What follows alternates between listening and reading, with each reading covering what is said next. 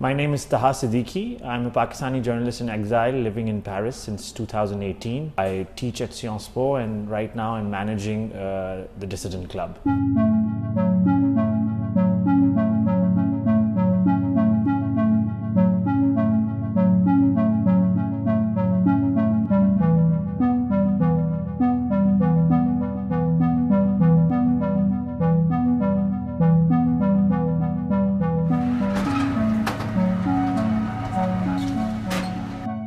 On 10th of January 2018, I was kidnapped and there was a possible assassination attempt on my life. I was going to the airport and traveling abroad for some work to London and my taxi was stopped on the way while I was going to the airport and I was taken out of my taxi and beaten up on the road. I was put back in a car and I was being taken away when I managed to escape.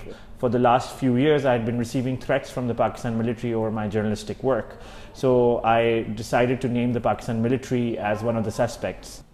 Many of my friends, journalists, even the government itself told me that it's not safe for me anymore to stay in Pakistan, and the only way it will be safe for me to stay in Pakistan will be that if I stay quiet about the attack, about the military, and continue to just live my life without exercising my freedom of speech. And I did not want to do that. I wanted to exercise my right to free speech, and I wanted to talk about the Pakistan military openly as much as possible, because the Pakistan military is plays a big role in the country. So I decided that it was better that I go into exile and continue to talk about Pakistan and the issues that are important while being safe and in exile.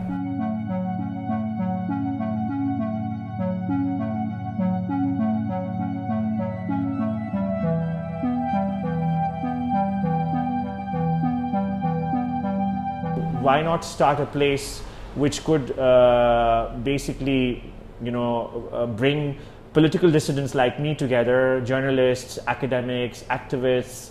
I'm obviously very tensed and nervous about this new project, but it's also an exciting adventure, and it's something which makes me feel like it's, a friend of mine the other day, he came and he said that it was history in the making, and I hope it is history in the making, because we want to make this place for dissidents to come together and do something worthwhile.